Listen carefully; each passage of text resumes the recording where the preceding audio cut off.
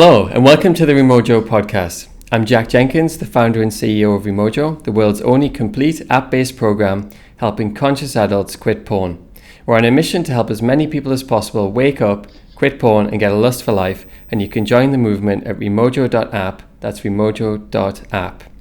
I'm here today with Noah B. Church, who is an expert coach helping people quit porn through a plethora of different avenues. He's the author of Wack, Addicted to Internet Porn. He hosts and runs a website of the same name, addictedtointernetporn.com.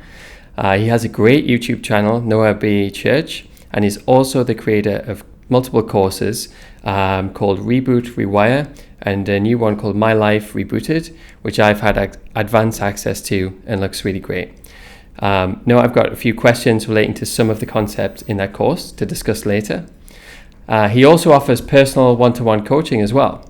So Noah, welcome to the podcast, and without further ado, let's get started. Thanks for the warm welcome, Jack. I'm happy to be here. Thanks. So why don't we just start right at the beginning? I'm just curious how you, started experiencing problems with porn itself, and then two, how you found yourself, dedicating your working life to solving this problem and helping others do the same. Well, I think you and I are the same age, right? 31? Yeah, that's right. Yeah, so we grew up in the time when it was first becoming common for a home to have a computer and an internet connection. And we were sort of the test generation, I think. And we're still having new tests on younger generations, as new technology arrives and the access grows greater and greater. But for us, we were the first to grow up with the potential for unlimited access to pornographic material. And for me, that started when I was 9 years old and had the idea to just search for pictures of pretty ladies that I love to look at. And I found that, and I found much more than what I was expecting to. And it was a rush. And looking back, I can tell that I got hooked right away and would be looking at it whenever I could get time alone with the computer. And it wasn't long, I was 11, probably 12 when I was looking at very deviant forms of pornography, anything the internet had to offer.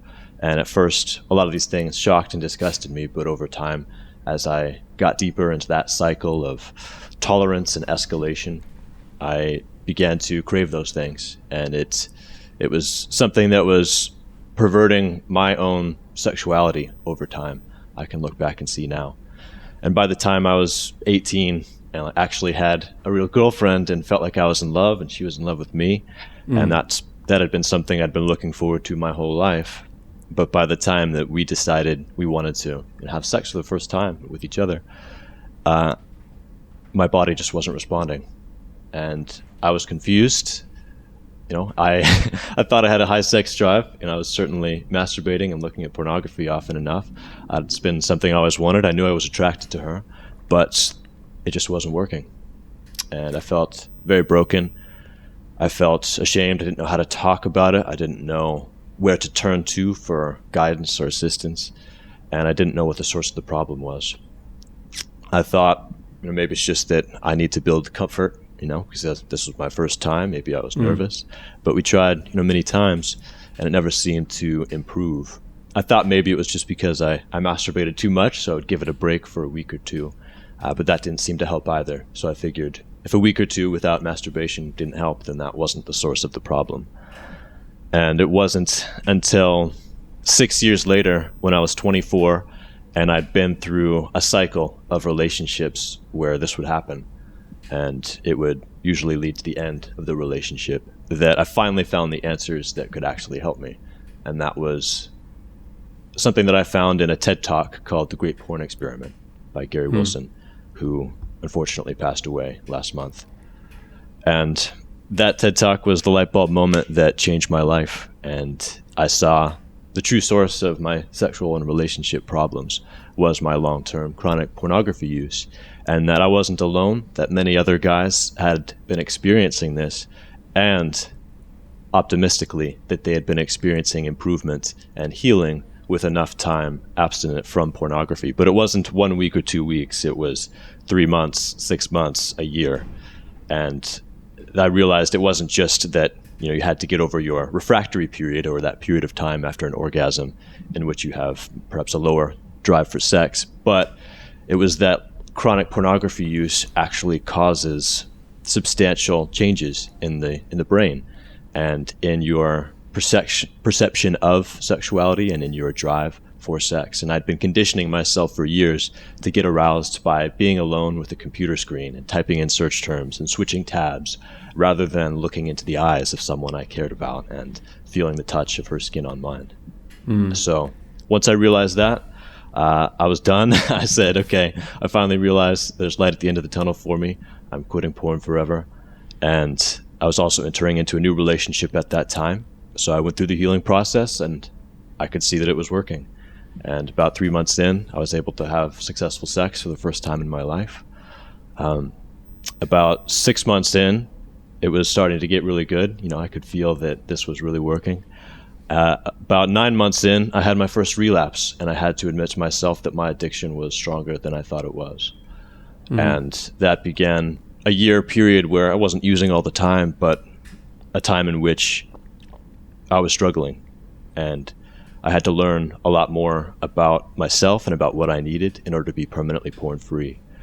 And this was actually after I had written the book, Wack, Addicted to Internet Porn, because this whole journey had such an impact on me. I wanted other people to have the answers that I had struggled without for so long. So I wrote that book. But afterwards, before I started coaching people, I went into my own cycle of relapses. And I needed a lot more support and a lot more learning before I finally achieved what now feels like permanent, like porn-free sobriety. But I don't take that for granted. I don't get complacent because I know where that leads.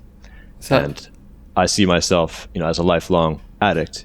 I believe that, once you are an addict, that's always a part of you. But that doesn't mean that it's out of your control or that you're doomed to relapse forever or that you'll be plagued with cravings constantly. It just means that moderate use is not an option for me because I could quickly bring back all the problems that porn caused in my life.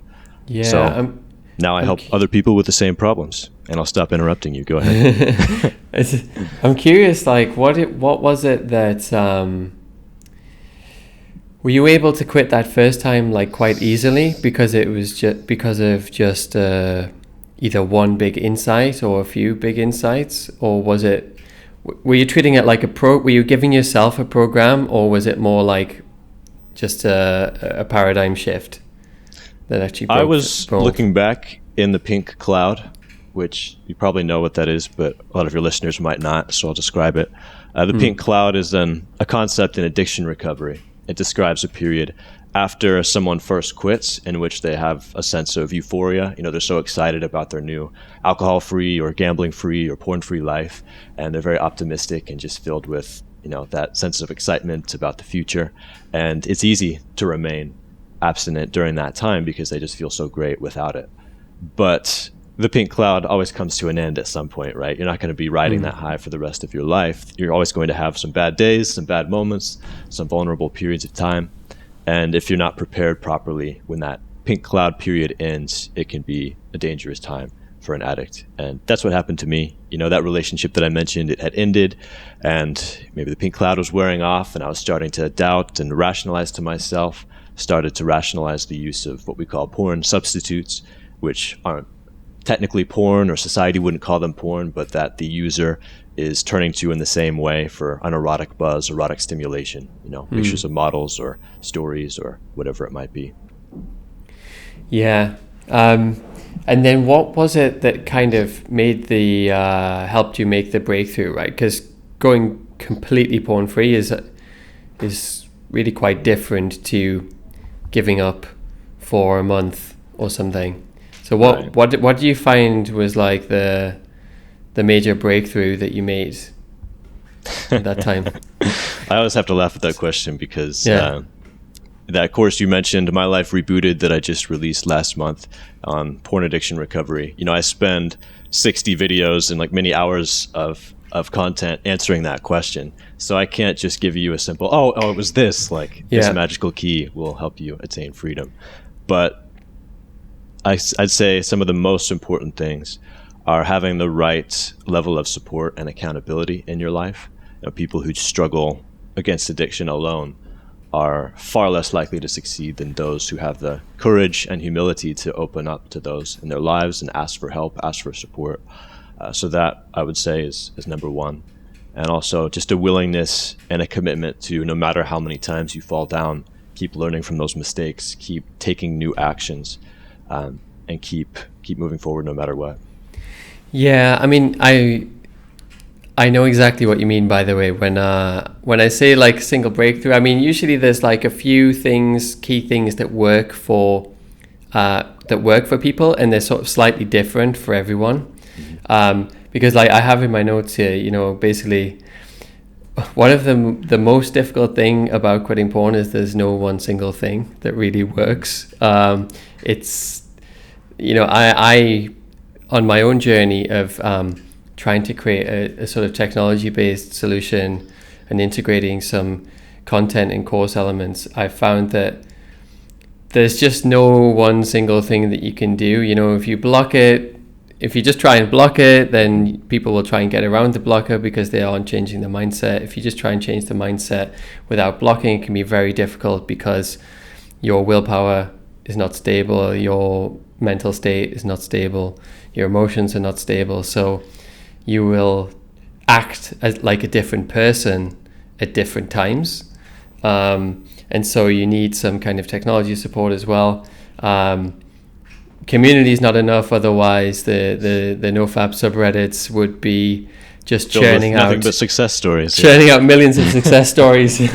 Right, so but it's also important, and accountability likewise. You know, you've got some other services out there like Covenant Eyes and stuff like that, that do sort of screenshot accountability, but then if you're not taking accountability for yourself, how are you ever really going to move on? But so there's no magic bullet, really. It's sort of, yeah, it's about building a life, and then also like techniques and all kinds of other things going on. So I mean, yeah, half of what I do is coaching people through recovery from the porn-induced sexual dysfunction side of things. Right? They've developed sexual problems related to their chronic porn use, and that part of what I do is relatively simple, and the formula is pretty simple, though there are a lot of nuances to go over. The formula, you know, remove porn permanently, remove masturbation at least temporarily, and introduce regular practice of real intimacy, real sex when you're ready. And for most people, that formula is going to work. The amount of time it takes for that to work varies from individual to individual, but for the most part, that works. Whereas addiction recovery, you know, addiction affects every aspect of your life, every relationship you have, every emotion you have, every choice you make. If you're an addict, it's all interrelated. And so the process of addiction recovery is the process of building the life that you really want and that you deserve, and finding out what your real needs are and striving to fulfill those in healthy ways. It's really like a second puberty, you know, because addiction, it does emotionally stunt people. Addicts, they turn to their addiction of choice instead of processing their problems and their emotions in healthy ways. You know, if they feel depressed or lonely or stressed out, they can use porn, they can drink, they can do whatever. But as you keep pushing away those feelings and those problems, they don't go away. They just get bigger and scarier, and you never learn how to successfully deal with them. You just learn how to numb yourself or escape from them. And when you take away that option, it can be tumultuous and difficult and challenging, but it's also a great opportunity to become a fully mature adult. Yeah. I'm curious about something that I saw in your course relating to addiction, which is you talk a little bit about trauma as well. And we actually had a specialist therapist in trauma on the podcast. The episode hasn't come out yet, but we spoke a couple of weeks ago. So that was quite interesting. But I found what you wrote very interesting, which is that you described you described porn use itself as potentially traumatic. Can you kind of expand a bit on what you mean there? Because I thought it was really interesting. I mean, trauma it's not something, especially as young people, as children, that you recognize something you've experienced is traumatic. People who grow up in abusive homes, they often don't recognize that it's traumatic. It's just their normal. It's just their life. They might start to realize it if they spend time with friends' families and see, oh, like this family doesn't shout at each other, doesn't hit each other. But usually that won't happen until they're adults and can like look back in retrospect and see, okay, yes, I think that was traumatic. I think it has caused some damage in me that needs processing and needs healing. And to be sure, trauma feeds into addiction. Absolutely. Addiction is a coping mechanism. It's a survival mechanism. It allows you to get through the day, and that's how it begins for so many people. But as it develops and as it continues, it starts to be the main source of problems in your life, and it starts to be a threat to your thriving as an individual. And that's when people realize, okay, something needs to change. I need to get help. And yeah, looking back, when I was first going through this journey, I didn't see any trauma in my childhood because I grew up in a loving family. There wasn't abuse or neglect, and I didn't see myself as a victim of trauma. But as I went through the process of healing, I started to look at it a different way, and looking back and, looking at, it was kind of the Wild West back in the 90s or in the early 2000s on the internet. One of the ways in which I accessed pornography was through like peer-to-peer file sharing software. There wasn't any tube sites. YouTube didn't even exist. So you see a description and you download the file, but you wouldn't always know what you were getting. So like sometimes at 11 years old, I'd like end up watching bestiality or other illegal content, and just going through that process of escalation and continuing to delve deeper into something that did make me feel ashamed, and that I felt the need to keep secret. Keeping such a thing secret from all of your loved ones, that can be traumatic. Fighting with yourself morally, internally about what you're watching, that can be traumatic. Getting caught up in such a strong super stimulus, especially one that you're ashamed of and that you're keeping to yourself as a young child, that can certainly be traumatic. And it's also traumatic to, fall in love and, want to have sex for the first time and find that your body seems to be broken or seems to be betraying you, and enduring the end of that relationship because of that. That can be traumatic.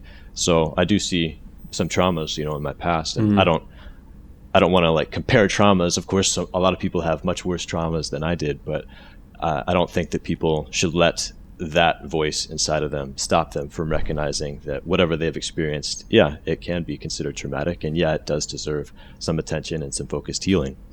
And in some part, I address that in the online course, but there's only so much you can do there. I don't pretend that the online course is everything you need. I also include recommendations and resources for finding therapy and finding professional mental health help if you need it. So, yeah, we are taking the same approach. I think there's some, there are some levels of trauma that need to be referred to sort of one-to-one therapy and counseling. I think just the interesting thing about the situation we have with porn at the moment is that it's like, it would be considered quite traumatizing if a person actually showed an 11-year-old child these images sort of manually, but because it's a faceless corporation like Pornhub doing it at such a scale, it's not, it's considered in a different way, right? Where it would be considered like abuse, essentially, if a person sat a child down and showed them these things. Although often the friends of like these young kids, that is what's happening. But it's I can remember sort of like almost like physically shaking. My friend was like showing me things, and I think I was sort of physically shaking at the time when I was maybe 11, 10, something like that. And if you think, I'm not sure there's ever been a time in my life that something has triggered that kind of reaction, that kind of physical reaction. So that tells you something about how much of an imprint something like that could actually leave. Because I'm not sure there's anything else in my life where I've been feeling like that. in response. And you're far from alone, man. I mean, Yeah. We have no innate drive for alcohol, right? Unless you were born to an alcoholic mother, you have no exposure to alcohol, you have no natural drive to pursue it. But you can develop that, you can condition yourself to desire it. But we're all born with a sex drive, with an innate drive to connect with others. And there's so many people who are growing up now exposed to a consistent stream of this content, and they don't know anything different. I work with guys who have never masturbated without pornography. At least I had some years before I found porn where at least I was masturbating to fantasy, But so many guys I work with, they've never known even masturbation without porn.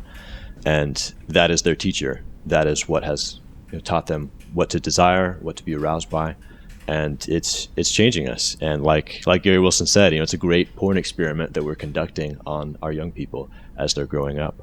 And we're seeing some tragic results. Yeah. Did you get to know Gary Wilson at all? Yeah, we were friends. Mm-hmm. Yeah. Did you? I think I saw he was was he on your YouTube channel? Yeah. I'm not sure how long ago, but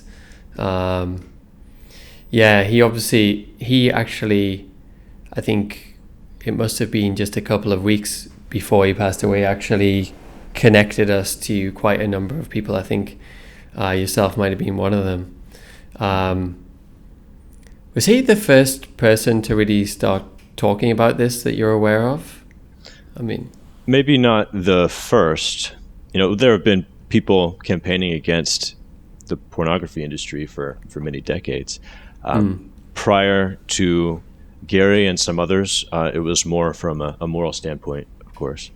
And Gary, his focus was more on the health standpoint, how it affects the user over years of chronic use.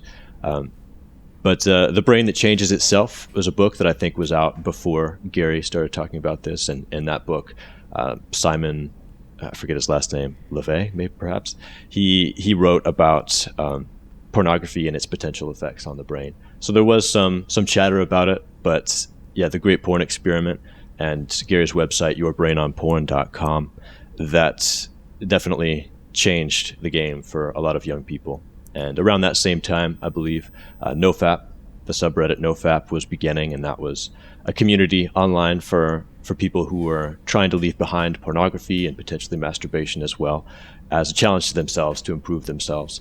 And people were learning a lot from that challenge, and it all became interconnected throughout that time. And I just want to mention that for anyone listening who has been touched by Gary's work, that there's a memorial website, www.garywilson.life, where you can go and share, any comment about how he affected your life, anonymously or with your name attached.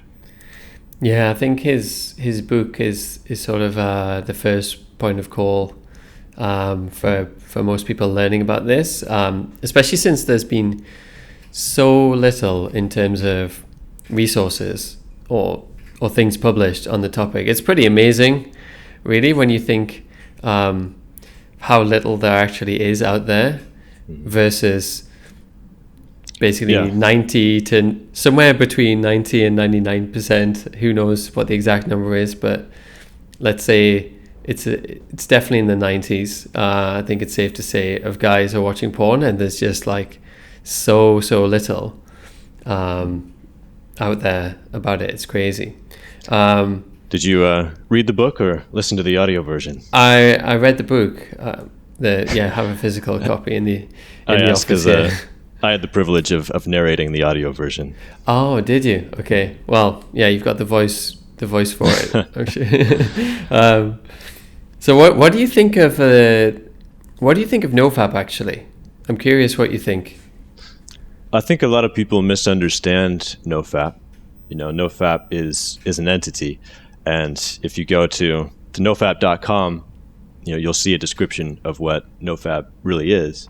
And a lot of people use NoFap for many meanings. They might mean that it's like anti-masturbation, or that it's I'm going to do NoFap.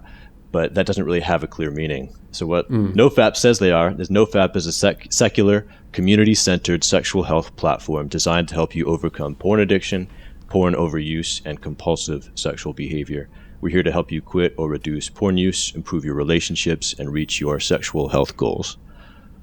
So yeah, I know the guys over at NoFap who run that, and I think they're doing great work. And it's definitely become a focus point for people who are interested in abstaining from masturbation or from porn. I think their subreddit has like 750,000 members, which is a lot. But of course, there's still a lot more people out there who I think should be a part of a community like that, because like you said, if 90% plus of men are using pornography, that's in the hundreds of millions or billion plus people.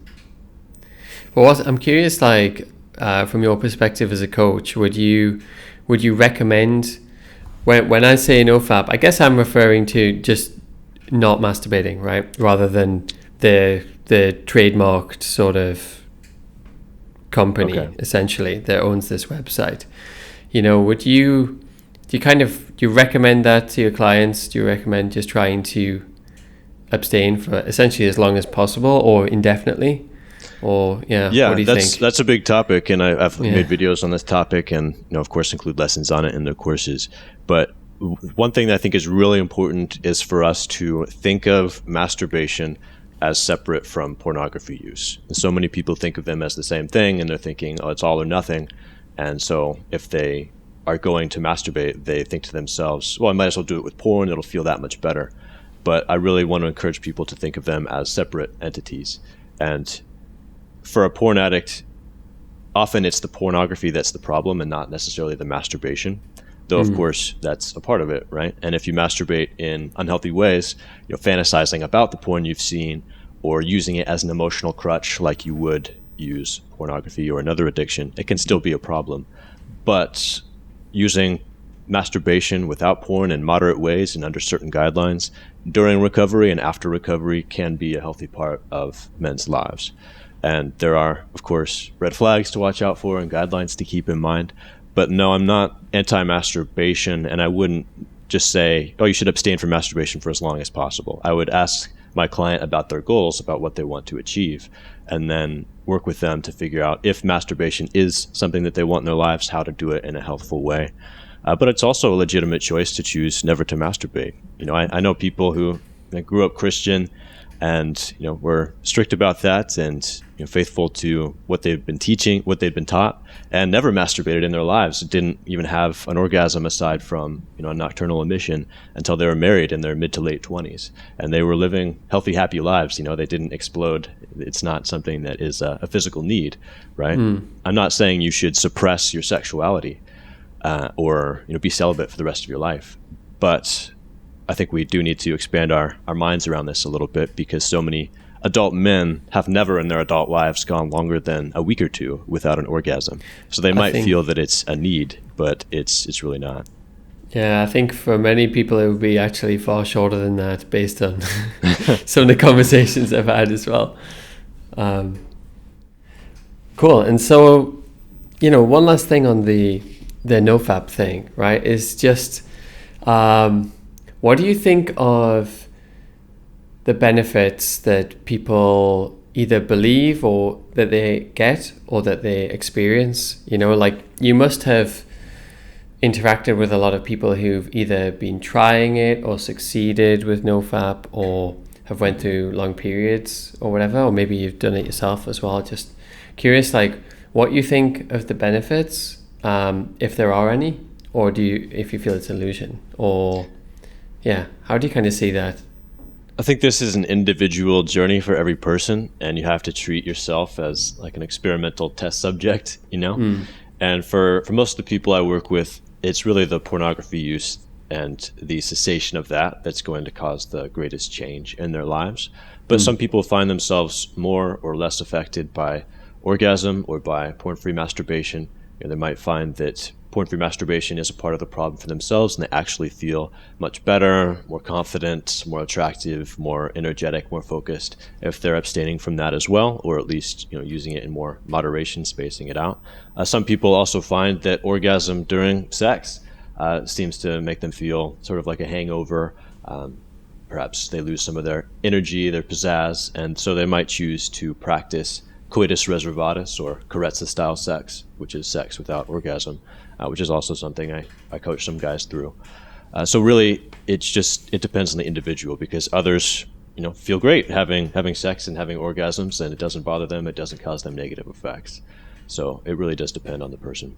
And also where they are in recovery, because if you're recovering from porn-induced sexual dysfunction or porn addiction, and you start having sex perhaps for the first time in your life, you might find that you need to take it slow at first, and that too much too soon perhaps can set you back into what we call a flatline, which is a period characterized by very little or no libido or sex drive. But that might not be the case always. It's sort of like you've broken your ankle, and the first thing you want to do is put it in a cast and keep your weight off of it and just let it heal.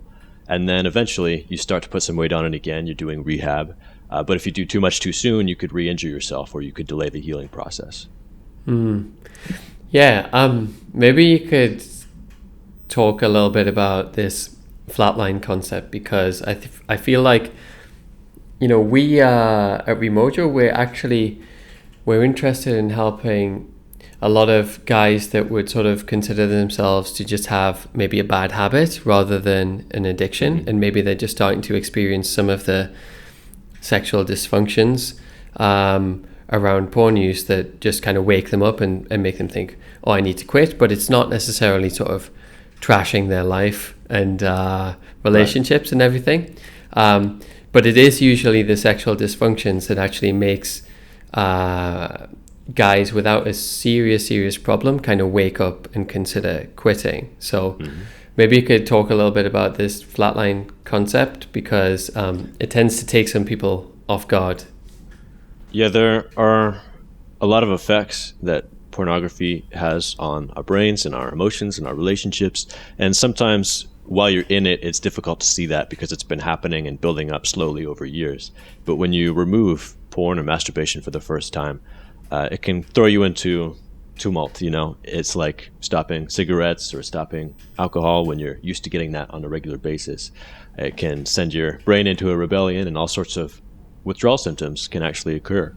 One of the things that people in recovery experience, we call a flatline, and not everyone experiences it. I would guess slightly more than half, maybe 60% of people experience at least one flatline at some point in their recovery.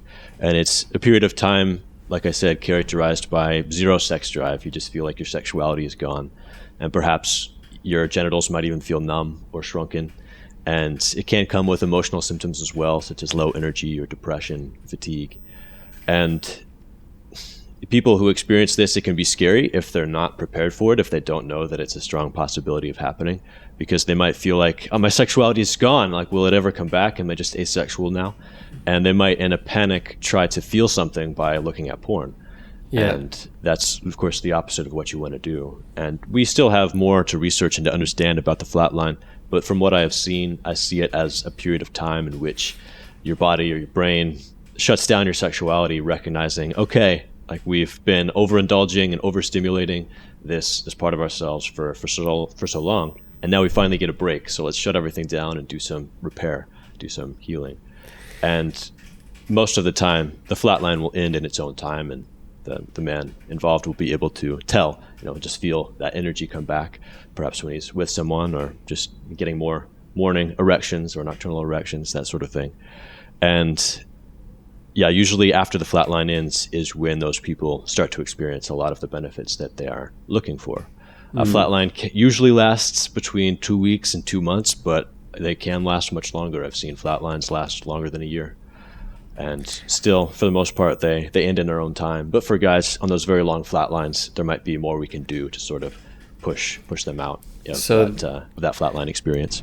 So this guy, or I don't know, multiple guys who experienced that for over a year, I assume there was some state of panic starting to set in at some point, right? Yeah. Because you would start to get, I think if it's, 90 days, you can kind of live with that. It's a nice round number.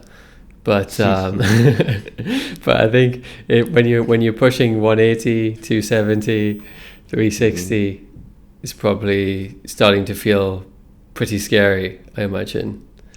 Yeah, it can certainly be frightening. And it's possible that something they're doing or not doing might be holding them back in their recovery. And so that's a common question I get from clients and that I work with them on. But it's also totally possible that they're just needing more time for whatever reason. And a message of hope I can give to anyone experiencing that is that I have seen flatlines over a year long come to an end, and those guys fully recover. I'm curious, actually. I have no idea. I just wonder if in your treatment of clients, if you've noticed any correlation between physical health in general, for example, and maybe how quickly you recover. I would just imagine that someone who is exercising quite a bit and maybe doing weights at the gym and other things might recover quicker. But I don't know if you've seen any I've seen correlation. Less correlation than you might expect, because even if you are totally sedentary and overweight and quite unhealthy, unless you have like blood flow issues like diabetes or something, you should still be able to get an erection and have sex. That's one of the most important biological functions of our bodies because it's an essential for reproduction, right? So even if you're in pretty bad shape and you're not very healthy, if you're not experiencing porn-induced sexual dysfunction or some other cause of ED, medical cause, then you should still be able to get an erection and enjoy sex. So will general health help? I mean, certainly, even if it doesn't help your erection issues, it will help the rest of your life and perhaps help you attract partners and, enjoy your life. But for the most part, I've seen less correlation than you might expect there. Speaking of partners, you talked about basically as you were moving through the different phases of resolving the problem, having different girlfriends, relationships, whatever. Did any of those partners help? Like, what's been your general experience of either yourself or clients in terms of, dealing with girlfriends, relationships, alongside this problem? Well, for me, before I realized what the problem was, they didn't help because they couldn't help because I couldn't ask for help. I couldn't give them any direction. But afterwards, that's a big part of a successful recovery. It's not just abstaining from porn, but what we call rewiring, reconditioning yourself to respond to real touch and real intimacy with someone you care about. And in that process, it's going to help immensely to have the person you're with understand what's going on and be fully supportive and on your team. When you don't have that, guys tend to be a lot more anxious because they have that pressure to perform and they don't want to have to explain if they're not able to perform. And that anxiety can get in the way of just being able to relax and enjoy themselves and experience a positive sexual experience. Even if they are physically ready at that point to have sex, that can still be a roadblock for them. So having those conversations in the right ways and recruiting that partner support is immensely important. And they can do a lot to help the guys who are struggling. And most women or most partners will be willing to do that because people admire the courage that it takes to be open and vulnerable and to show someone like, I'm not perfect. I'm struggling with this.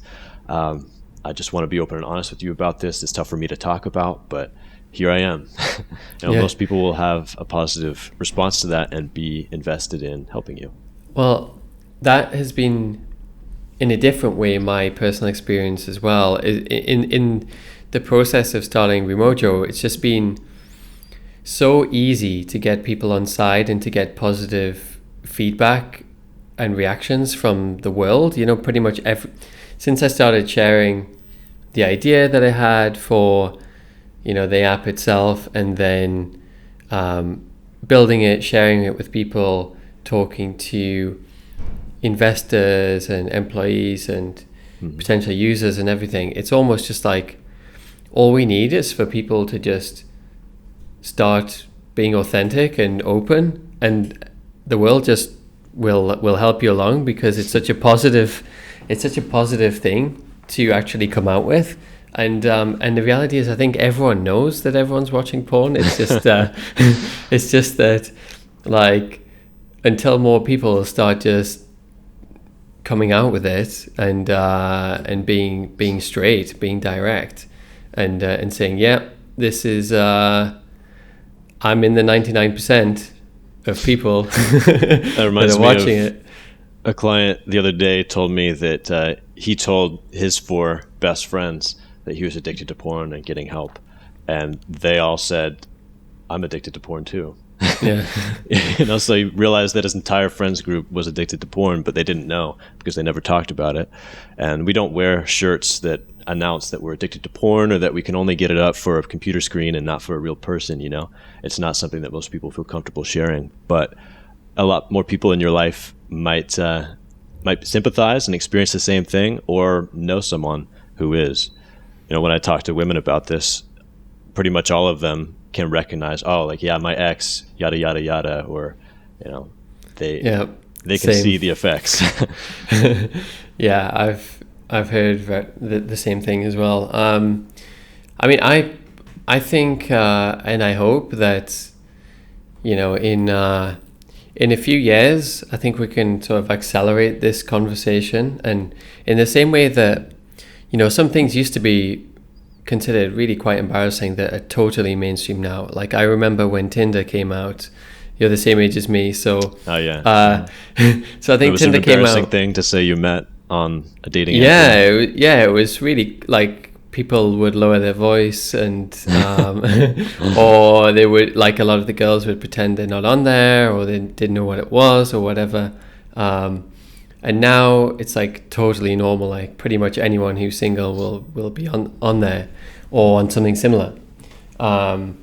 And I think that's like an indication of how much something can change. And I think the problem is mainstream enough. It's just the conversation is not. And that's been part of my mission, and sounds like yours as well, just to promote this conversation, get people talking about it, get people and governments, and institutions to recognize what's happening. And you mentioned Pornhub earlier, and other similar companies, and I'm not sure if you're familiar with Layla McElwaite and Exodus Cry, and that organization's attempts to put the pressure on those companies and threaten their bottom line, because that's all they really care about at the end of the day is their bottom line, and getting payment processors, credit card companies to stop doing business with those businesses because they don't want to be associated with the child rape content hosted on their sites, or the other illegal content that they seem for years to have very little interest in moderating or in removing,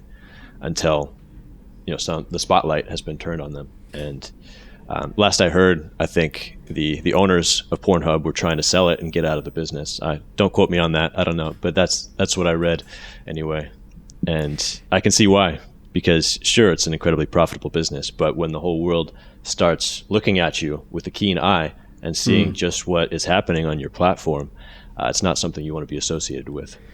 I suspect they would keep themselves fairly removed from the day-to-day and the end product itself, because it would be I think it would be quite difficult to feel good about what it is you're doing.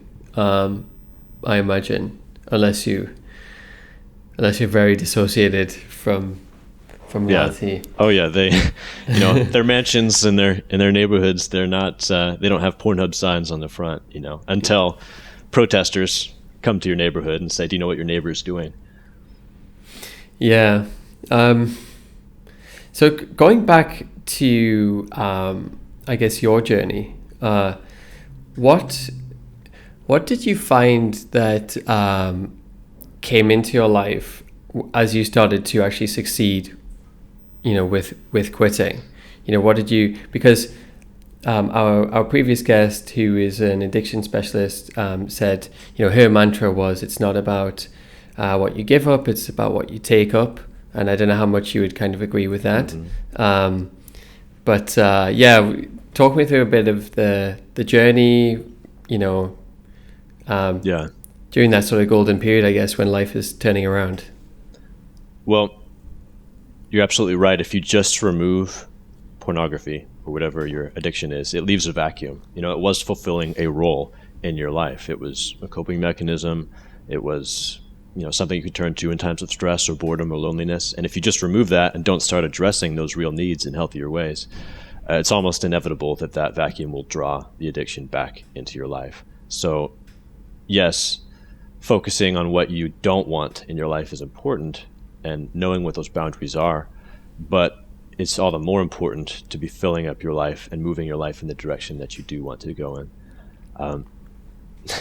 I tell this to clients sometimes, that when I was learning to ride a motorcycle, the way that they teach you is that if there's an obstacle in the road that you're trying to avoid, like a discarded tire or an animal or something, and you're staring at that obstacle thinking to yourself, I don't want to hit that, I don't want to hit that, you're likely to hit it, because we tend to move towards what we are focusing on. And it's better to be aware of that obstacle, but to keep your attention and your focus on where you do want to go. And I use that as a metaphor for my clients, that, you should be aware of the dangers. You should be as protected as possible. In the metaphor, wearing all your safety gear, and, you have your motorcycle maintenance, you got the oil changed, you got new tires, but you're focusing on where you want to go. And you're focusing each day on building your life in the positive directions that you want to move in. You cannot just, if you're an addict, remove porn and wait for your life to change. That's not how recovery works. Recovery is an active process, and it requires your full commitment and your full participation. And for me, there were times where I forgot that, and that was to my detriment, but I've learned it now. And I found that aside from the sexual dysfunction, my pornography use had caused many other deleterious effects in my life, including just numbing me out to the joys of daily life. Because when we desensitize ourselves over years of super stimulation, it doesn't just desensitize us to sexual cues, it desensitizes us to our whole lives. And I found that my ambition was coming back, my ability to focus was coming back, just the confidence I had in my day-to-day life and the joy that I was taking in my day-to-day life was all returning, and like color was bleeding back into the world now that I wasn't desensitizing myself with that constant super stimulation. So there's a lot to be excited about in recovery, and I encourage anyone out there who's listening and in that situation not to think of it as, I have to give up porn because of XYZ. No, you've been giving up all of these wonderful benefits for years in order to masturbate to some flashing lights on a computer screen. And now is your chance to stop giving up all those things that you have a right to. Yeah, I think, you have to obviously replace it with a healthy sex life in some way. But what do you make I'm going to interrupt you there. Yeah, okay. Because people can fall into that trap of just moving their addiction and then using other people and using sex in an addictive manner, not because they're pursuing genuine connection, but because they're seeking escape and they're seeking stimulation. So yes, it is important to develop a healthy sexuality and healthy sexual relationships, but it can also be beneficial to be abstinent and just work on yourself and your growth and your recovery for a period of time. Yeah, I mean, my view of, for example, NoFap is that is almost like a dysfunctional reaction also, because it's like basically your sexuality has become so disintegrated from your life that you then start to hate it and then start to try and essentially almost stamp it out completely. I meet many people who are not replaced.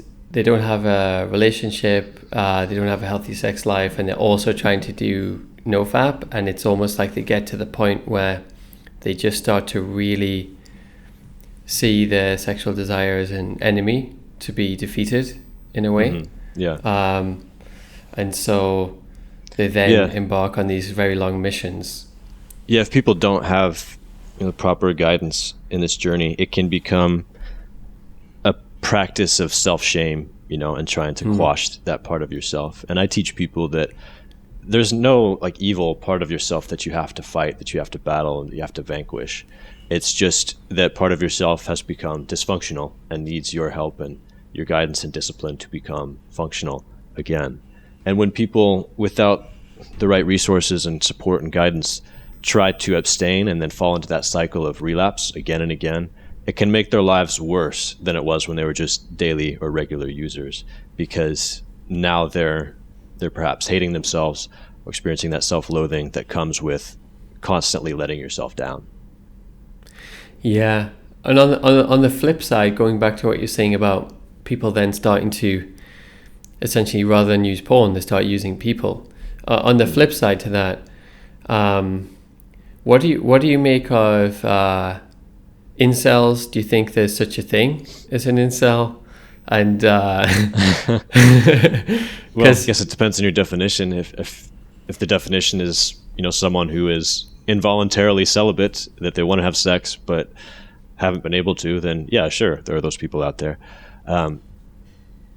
But I think the tragic mistake that they make is to see that they have not yet achieved the kind of relationship they want, and see that as a sign that something is wrong with everyone else or with society, rather than working on themselves and figuring out how they can grow in order to attract someone. Because if you want someone who's attractive to you, who's a 10 out of 10 for you, you've got to be willing to be a 10 out of 10 for them as well. It's porn teaches us that we deserve immediate instant satisfaction and gratification, but that's not how real relationships work. There's another person with their own wants and needs and desires, and it's all a negotiation, and it's a relationship. It's not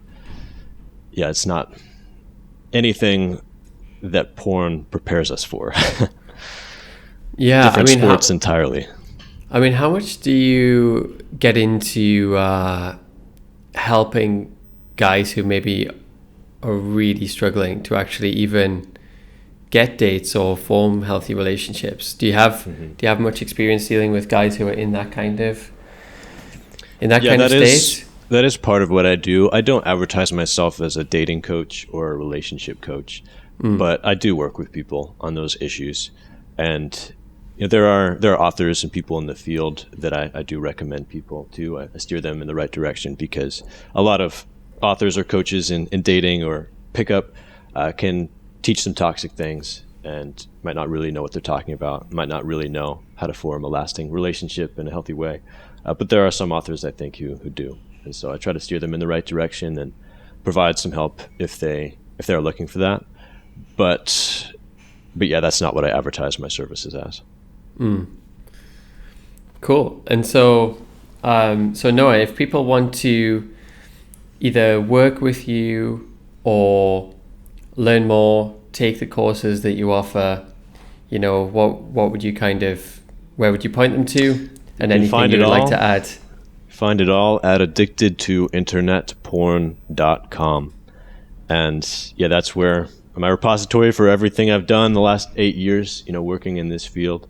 And you can find ways to work with me personally there, or those courses. I've distilled everything I've learned and taught over the last however many years into these online courses for people, because I only have so many hours in a day, but I wanted to provide this resource that would allow people to go through that process of recovery and find community, because there's a community portion to those as well. So for anyone who's interested in those listening right now, there are 2 courses, one on sexual dysfunction recovery, porn-induced, and one on porn addiction recovery. And you can get both as well. And for REMOJO listeners, I'm going to make a coupon code. I've decided I'll call it REMOJO25. So if you use that coupon code at checkout, you'll get 25% off. Cool. And like I said, I've actually, I've had a sneak peek at the courses. It's very in depth. There's tens and tens of videos in there. So it's super comprehensive and definitely covers a lot of things that we don't touch on in the app as well. So I think I would highly recommend that people check it out. But yes, it's been really nice to meet you. And can I ask you a couple questions before we end? You can ask me, anything you want. Because I took a thorough look at REMOJO, and I think there's so much potential there with what you're doing, and I applaud you for the work that you're doing. Thanks. Yeah, what sets REMOJO apart from the other options that are out there for guys who are trying to control, or women who are trying to control their porn use? Yeah, I think a few things. I think one is that the way we combine the different elements. As I said, I don't think there's really any single magic bullet for solving this problem. You need some combination of different things. I think, in my understanding of the problem, the five key themes are basically you need blocking and some period of abstinence from porn itself, ideally complete, but at least some period. So you need blocking, and usually at the beginning, people's willpower is low, or their impulsivity is very, very high, and their compulsivity is very high, and therefore blocking through technology provides an additional layer while you work on all the other stuff and kill that desire to actually watch it, and then you can take the rails down, essentially. So we have comprehensive blocking across all 4 platforms, and then we combine it with what I think are the other 4 themes that most people need some combination of in different amounts, depending upon what works for them. So we have accountability and commitment features, so like preventing you from uninstalling it or turning it off, but also having accountability partners.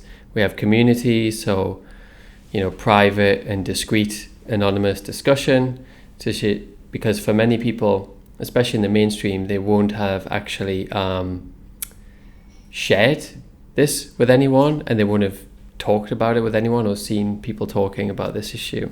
So community, mindset, we have in-app courses and audio recordings to help you actually build the mindset that you need. And then, we also combine that with just the other sort of commitment features.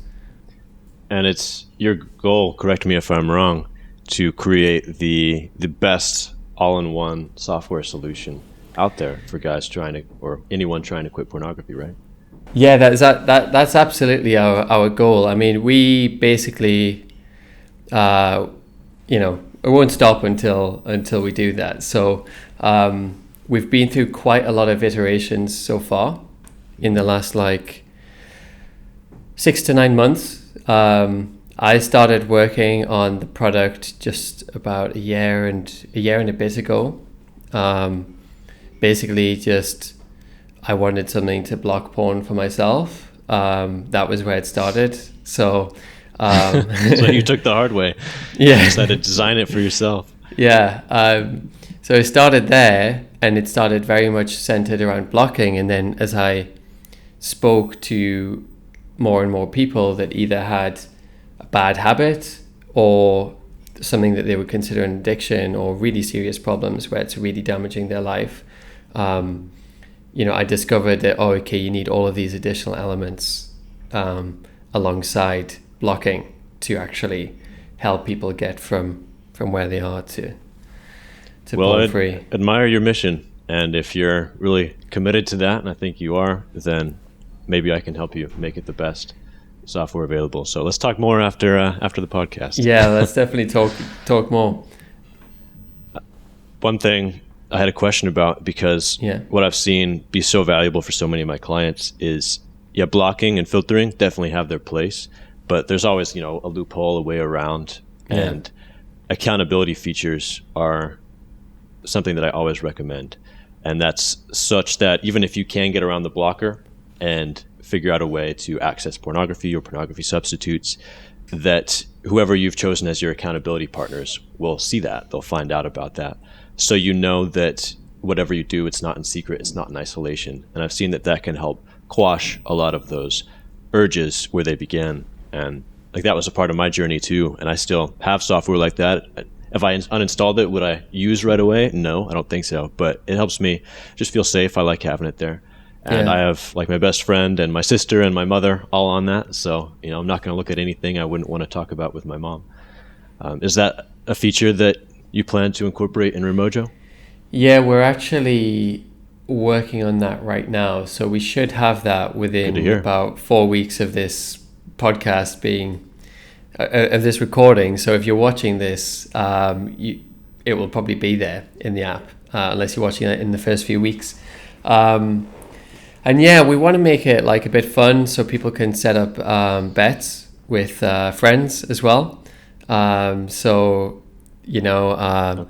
Because, you have some people that have an addiction, but you also just have a lot of guys that they just want to quit and they're having a bit of trouble because it's such a deeply ingrained habit. So yeah, we want to set up accountability where, you know, your partner will be notified if they uninstall, turn the blocker off, you know, and a few other cases as well. And then it will allow them to set up some kind of like penalty or bet or something with whoever that accountability partner is. That's kind of keep interesting. keep it accountable and also keep it light, I think, as well. And I know we're over time, but I think it's valuable to give just a brief definition of addiction, because I don't think we've talked about that yet. And a lot of people don't understand what addiction is. And the way that I define it, you know, based on the American Society of Addiction Medicine, is that it's, you know, behavior that you have realized has started to cause significant problems in your life, right? It's causing you significant harm. And you've decided to reduce your use or to quit, and found yourself unable to control your own behavior over a period of 6 months or more. So if that describes anyone listening, then you should probably look into that more. And as part of my course, and it's accessible in the free trial version as well, there's a test you can go through to see, you know, what level of addiction you might be dealing with in your own life. Yeah, I mean, I would really agree with that definition, actually. I think it's that seems like a very useful and sort of practical definition. I think there are some academic arguments to be had with academics that I don't necessarily want to get into arguing with about the different definitions and comparing things like this versus chemical addictions. I think that whole debate is not terribly useful. I mean, some organizations don't even use the word addiction. They'd say like substance use disorder or a compulsive sexual behavior disorder. I do use the addiction terminology. I find it useful. But yeah, people have different definitions, but that's the one that I work with, and I think it's the one most useful. I think, although one thing I do think is that while I would totally agree with that definition, I feel like if we have this mission of actually making this totally mainstream, that word can be a bit of a problem, because I think a lot of people who actually would fit that definition would run a million miles away from defining themselves as addicts. And that creates some resistance to actually changing. So we primarily focus on people who would think they have a bad habit, and then over time they'll work out for themselves how bad that habit is. And then they find me. Yeah. So that's how I think about it. I also think that if people have a serious addiction, there are probably some limits to what you can do with an app. You may need either coaching, or, you know, one-to-one coaching, or some kind of very in-depth program as well. Therapy, dealing with other traumas, things like that, which are not best dealt with through the long arm of technology necessarily. Right. But it's still a part of the solution. Like you said, there's no one key to it all. But I see that REMOJO can definitely be a big, helpful tool for a lot of people out there. So good work. Thanks. It's been really great to speak to you on the podcast. Thanks so much. Happy to be here, man. Thanks for the invite.